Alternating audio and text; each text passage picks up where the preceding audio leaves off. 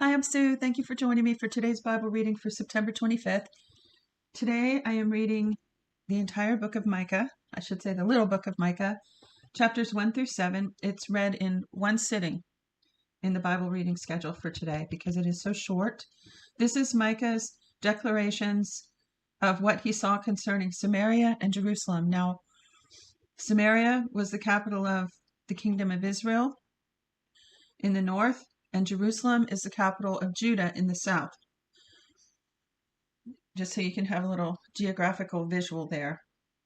And there's several interesting points I'm going to bring up in this, in this book, but be sure to reference the two links in the description of the video. One is the introduction to Micah, and another one is Bible Project's Micah overview.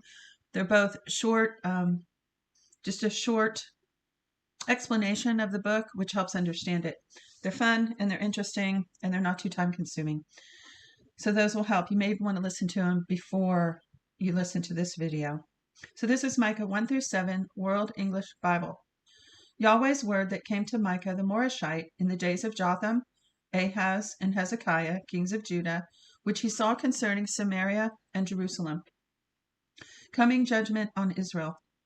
Hear, you peoples, all of you. Listen, O earth, and all that is therein.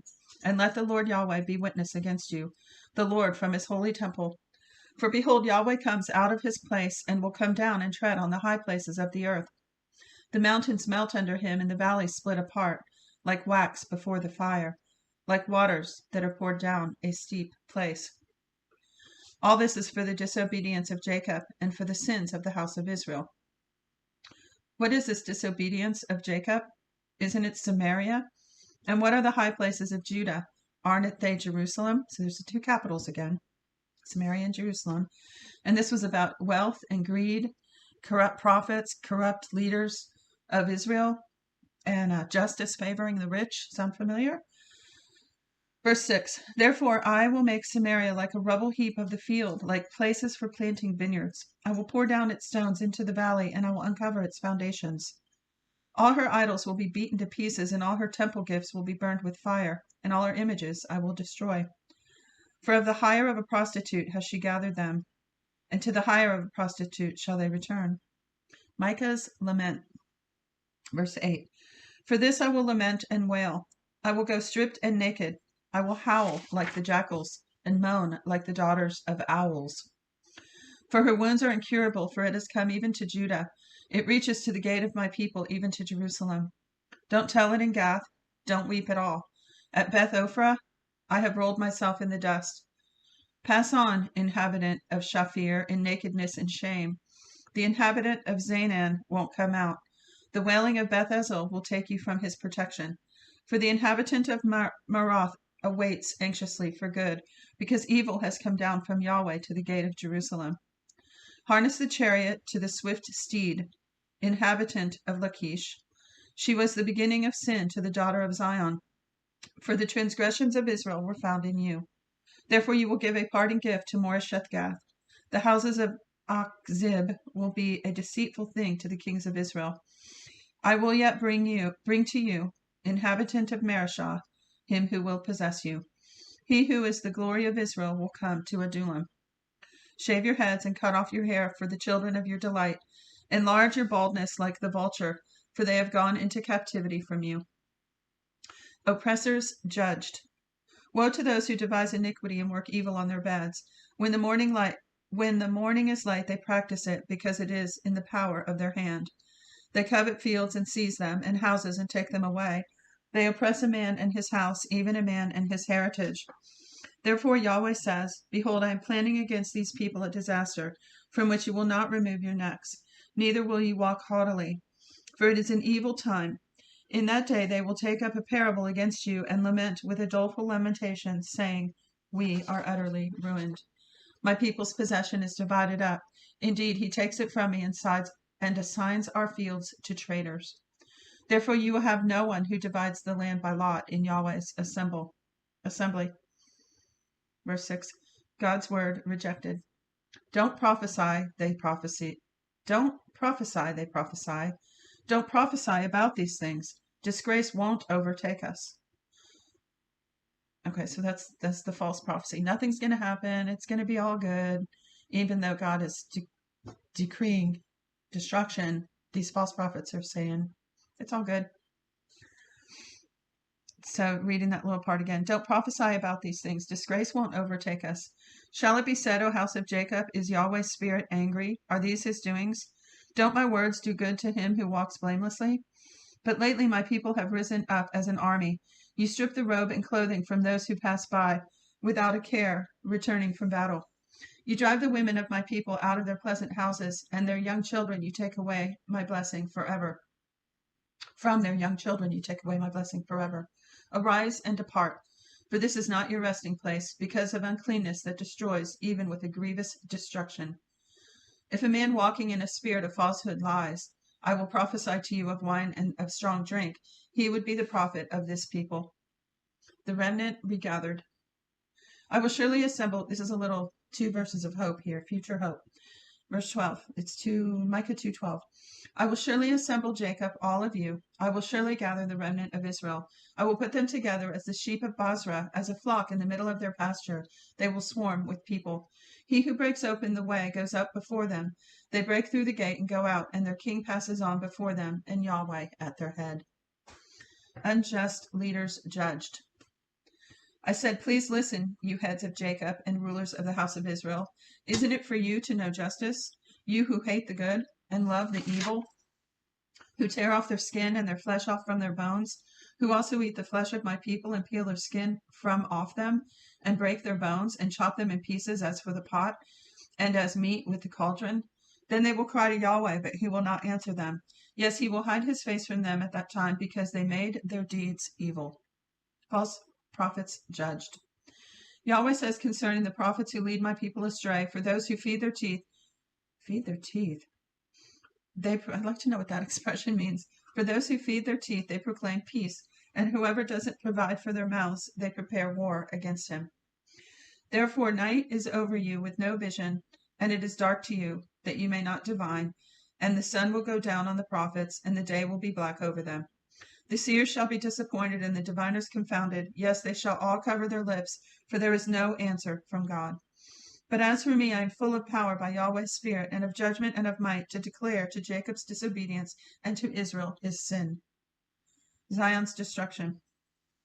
Please listen to this, you heads of the house of Jacob and rulers of the house of Israel, who abhor justice and pervert all equity. They build up Zion with blood and Jerusalem with iniquity. Her leaders judge for bribes, and her priests teach for a price, and her prophets of it tell fortunes for money.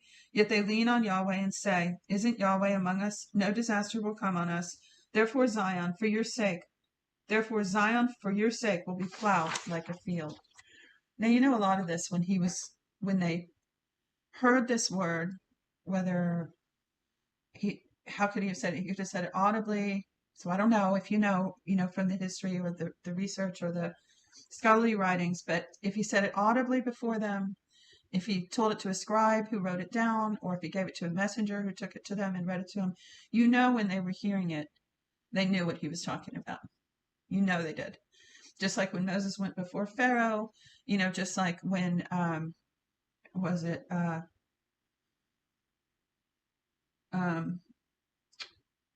which one went before Hezekiah? Anyway, they knew. They were convicted, and if they weren't, their hearts were just totally hardened. So where did I leave off? He said, let me go to what gave me that thought. When he said, listen to this, heads of Jacob, they heard it. In whatever venue they heard it, they listened and they thought about this. It pricked their heart. 4 verse 1, the Lord's return from restored Zion. But in the latter days it will happen that the mountain of Yahweh's temple will be established on the top of the mountains, and it will be exalted above the hills, and people will stream to it. Now it says the latter days, in that day, right? So this is speaking of the millennial reign, the future hope. So it says, in the latter days it will happen that the mountain of Yahweh's temple will be established on the top of the mountains, and it will be exalted above the hills, and people will stream to it. Many nations will go and say, come, let's go up to the mountain of Yahweh and to the house of the God of Jacob, and he will teach us his ways, and we will walk in his paths. For the law will go out from Zion, and Yahweh's word from Jerusalem, and he will judge between many peoples, and will decide concerning strong nations afar off. They will beat their swords into plowshares and their spears into pruning hooks. Nation will not lift up sword against nation, neither will they learn war anymore. Can you imagine? I'm just saying thoughts that come to my mind off the top of my head, but when the Lord comes and reestablishes his kingdom in the millennial reign on earth, and it says they will beat their plows and swords into plowshares and spears into pruning hooks. So they begin to garden. Things are put in order. Everyone has their own home and garden. And can you just imagine how fast the earth would transform? Think about after 6 months or a year, what had been done in putting things back in order and creating beauty and people making their own creative property and lands, right? And beds for children to sleep in and areas for children to play and just those gardens for food and such, and the work and the camaraderie that will go on between people. Imagine how great it's going to look in just a short amount of time.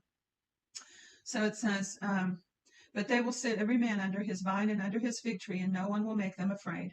For the mouth of Yahweh of armies has spoken. Indeed, all the nations may walk in the name of their gods, but we will walk in the name of Yahweh our God forever and ever. In that day, the Lord's day, right?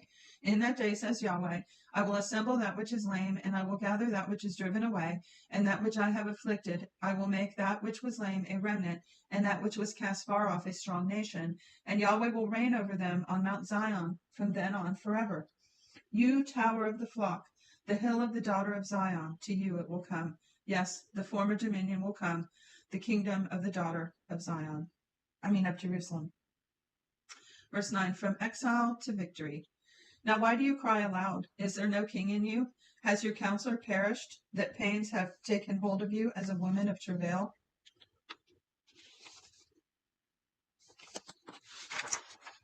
Be in pain and labor to give birth, daughter of Zion, like a woman in travail.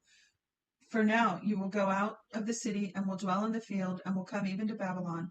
There you will be rescued. There Yahweh will redeem you from the hand of your enemies. Now many nations have assembled against you that say, let her be defiled and let our eye gloat over Zion. But they don't know the thoughts of Yahweh, neither do they understand his counsel, for he has gathered them like the sheaves to the threshing floor. Arise and thresh, daughter of Zion, for I will make your horn iron, and I will make your hooves bronze, and you will beat in pieces many peoples, and I will devote their gain to Yahweh, and their substance to the Lord of the whole earth. From defeated ruler to conquering king. Now you shall gather yourself in troops, daughter of troops. He has laid siege against us. They will strike the judges of Israel with a rod on the cheek. But you, Bethlehem Ephrathah, being small among the clans of Judah, out of you will come out to me that is to be ruler in Israel. Now, this is the messianic, the prophecy about Jesus being born in Bethlehem. Let me read it again. This is 5:2. But you, Bethlehem Ephrathah, being small among the clans of Israel, out of you one will come out to me that is to be ruler in Israel, whose goings out are from of old, from ancient times. Therefore he will abandon them until the time that she who is in labor gives birth. Then the rest of his brothers will return to the children of Israel. He shall stand and shall shepherd in the strength of Yahweh, in the majesty of the name of Yahweh his God, and they will live, for then he will be great to the ends of the earth. He will be our peace when Assyria invades our land, and when he marches through our fortresses, then we will raise against him 7 shepherds. They will rule the land of Assyria with the sword, and the land of Nimrod in its gates. He will deliver us from the Assyrian when he invades our land, and when he marches within our border. The glorious, purified remnant. The remnant of Jacob will be among many people, like dew from Yahweh, like showers on the grass, that don't wait for man, nor wait for the sons of men. The remnant of Jacob will be among the nations, among many peoples, like a lion among the animals of the forest, like a young lion among the flocks of sheep, who, if he goes through, treads down and tears in pieces, and there is no one to deliver. Let your hand be lifted up above your adversaries, and let all your enemies be cut off. It will happen in that day, says Yahweh, that I will cut off your horses out from among you, and will destroy your chariots. I will cut off the cities of your land, and will tear down all your strongholds. I will destroy witchcraft from your land, and you shall have no soothsayers. I will cut off your engraved images and your pillars out from among you, and you shall no more worship the works of your hands. I will uproot your Asherah poles out from among you, and will destroy your cities. I will execute vengeance in anger and wrath upon the nations that didn't listen. Why? Because all those things hurt people. The witchcraft and the soothsaying and the idol worship and the Asherah poles, all those open doors for evil in the nation. That's why God's vengeance, because he's protective, Father, he's jealous. And that's why I said, because for you, you didn't listen. He tried to warn, he tries to warn us. He tells us what's safe and right, right? He tells us how things work. 6:1, God's lawsuit against Judah. Listen now to what Yahweh says. Arise, plead your case before the mountains, and let the hills hear what you have to say. Hear, you mountains, Yahweh's indictment, and you enduring foundations of the earth. This makes it to me like, okay, the mountains and the earth are a witness, right? Doesn't the earth, so to speak, record everything we say and do? I mean, the whole conversation of our life is clear. You know, we could think we're hiding things, but in reality, everything we think, say, and do is recorded and heard. It testifies against us or for us. So when it says, plead your case before the mountains, that's what I think of. For Yahweh has a case against his people, and he will contend with Israel. My people, what have I done to you? How have I burdened you? Answer me. For I brought you up out of the land of Egypt and redeemed you out of the house of bondage. I sent before you Moses, Aaron, and Miriam. My people, remember now what Balak king of Moab devised, and what Balaam the son of Beor answered him from Shittim to Gilgal, that you may know the righteous acts of Yahweh. How shall I come before Yahweh and bow myself before the exalted God? Shall I come before him with burnt offerings, with calves a year old? Will Yahweh be pleased with 1,000 rams, with 10,000 of rivers of oil? Shall I give my firstborn for my disobedience, the fruit of my body for the sin of my soul? Has he shown you, O man, what is good? What does Yahweh require of you but to act justly, love mercy, and to walk humbly with your God? Yeah, it's really that simple, isn't it? Act justly, love mercy, and walk humbly with your God. As simple as that is, we would all do good to write that down on our mirrors and look at it every day and mull it over in our hearts. Because as simple as those words are, they're very profound and powerful. To act justly, to love mercy, and to walk humbly with your God. Verdict of judgment. Yahweh's voice calls to the city, and wisdom sees your name. Listen to the rod and he who appointed it. Are there yet treasures of wickedness in the house of the wicked, and a short ephah that is accursed? Shall I be pure with dishonest scales, and with a bag of deceitful weights? Her rich men are full of violence, her inhabitants speak lies, and their tongue is deceitful in their speech. Therefore I also have struck you with a grievous wound. I have made you desolate because of your sins. You shall eat but not be satisfied. Your humiliation will be within you. You will store up but not save, and that which you save I will give up to the sword. You will sow but you won't reap. I mean, this is the definition of the curse, isn't it? You will sow but you won't reap. You will tread the olives but won't anoint yourself with oil, and crush grapes but won't drink the wine. For the statutes of Omri are kept, and the works of Abba's house you will walk in their counsels. That I may make you a ruin, and her inhabitants a hissing, and you will bear the reproach of my people. Last chapter. Israel's moral decline. Misery is mine. Indeed, I am like one who gathers the summer fruits as gleanings of the vineyard. There is no cluster of grapes to eat. My soul desires to eat the early fig. My soul desires to eat the early fig. The godly man has perished out of the earth, and there is no one upright among men. They all lie in wait for blood. Every man hunts his brother with a net. Their hands are on that which is evil, to do it diligently. The ruler and the judge ask for a bribe, and the powerful man dictates the evil desire of his soul. Thus they conspire together. The best of them is like a briar. The most upright is worse than a thorn hedge. The day of your watchmen, even your visitation, has come. Now is the time of their confusion. Don't trust in a neighbor. Don't put confidence in a friend. With a woman lying in your embrace, be careful by the words of your mouth.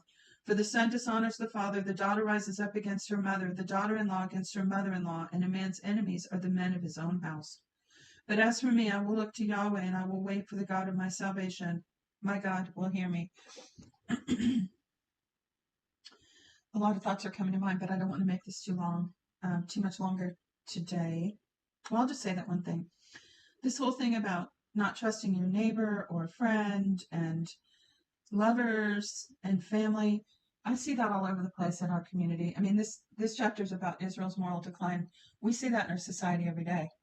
People go to work for bosses they have no problem lying to. I mean, talk about dishonor. Calling up your place of employment and telling them you're sick when you're not. Filling out our taxes and lying about it. Returning products to the store and lying. Children lying to their parents Parents lying to their children, even worse. Even if it seems, insignificant, it's huge. It's a lie. It is a lie. And it's sowing a seed of dishonesty and distrust into our relationships, whether at work or at home, with our neighbors. People develop intimate relationships with people they don't even know or trust, and then are surprised when the person stabs them in the back. So I see this everywhere. This is describing the America I see around me. And not everyone, because then it says, but as for me, I will look to Yahweh. I will wait on the God of my salvation. My God will hear me, right? As for me and my house, we'll serve the Lord. So there are those who want to live a pure and holy and righteous, just life, who want to love mercy and walk humbly, right? Verse 8, Zion's vindication. Don't rejoice against me, my enemy. When I fall, I will arise. When I sit in darkness, Yahweh will be a light to me. I will bear the indignation of Yahweh because I have sinned against him, until he pleads my case and executes judgment for me. He will bring me out to the light. I will see his righteousness. Then my enemy will see it, and shame will cover her who said to me, where is Yahweh your God? Then my enemy will see me and will cover her shame. Now she will be trodden down like mire in the streets. Our pastor used to say, payday doesn't come every day with God, but it comes. Payday isn't every day or necessarily every week or when you expect it or want it, but it comes. And it comes both ways of that double-edged sword, right? The vindication that comes from God, it comes. It may not come when it seems like it, but he has his own timing for justice. So I think that's interesting here, what it said. Where is it? Let me read it again. It says, don't rejoice against me when I fall and rise. Yahweh will be a light to me. I'm skipping around. I will see his righteousness. My enemy will see it. Okay, and those who said, where's your God now? That they'll see it. They'll see it. Just keep your faith. So it says, then my enemy will see me and will cover her shame. Now she will be trodden down like the mire in the streets. A day to build your walls. In that day he will extend your boundary. In that day, remember that day, the Lord's day. This is talking about the seventh day during that tribulation and millennial reign, those last 1,000 years.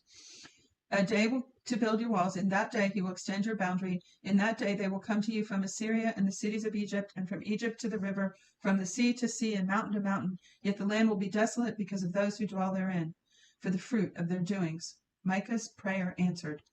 Shepherd your people with your staff, the flock of your heritage, who dwell by themselves in a forest, in the middle of a fertile pasture land. Let them feed in Bashan and Gilead, as in the days of old. As in the days of your coming out of the land of Egypt, I will show them marvelous things. The nations will see and be ashamed of all their might. They will lay their hand on their mouth, their ears will be deaf. They will lick the dust like a serpent, like crawling things of the earth. They shall come trembling out of their dens. Then they will come with fear to Yahweh our God, and will be afraid because of you. Who is a God like you who pardons iniquity? Now see, this is going to sum up all of this, all the judgment, it's all because of God's goodness, his character, his kindness, his compassion, his love, his mercy, right? He has to act in the face of justice, and he's a protective shepherd. So it says here, who is a God like you who pardons iniquity and passes over the disobedience of the remnant of his heritage? He doesn't retain his anger forever because he delights in loving kindness.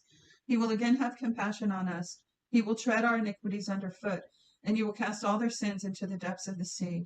You will give truth to Jacob and mercy to Abraham, as you have sworn to our fathers from the days of old. And that's it. That's the entire little book of Micah.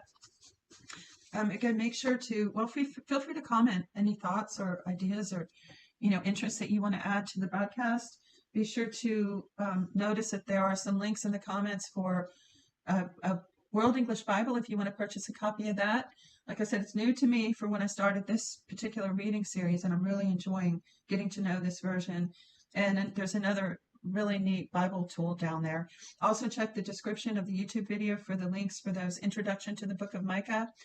And you can also find the playlist for this series, which is the introduction to the book and the reading through Micah. There's playlists like that on my channel. So if you ever just want to play them book by book and re-listen to them, those are available as well. So that's it for today. God bless you.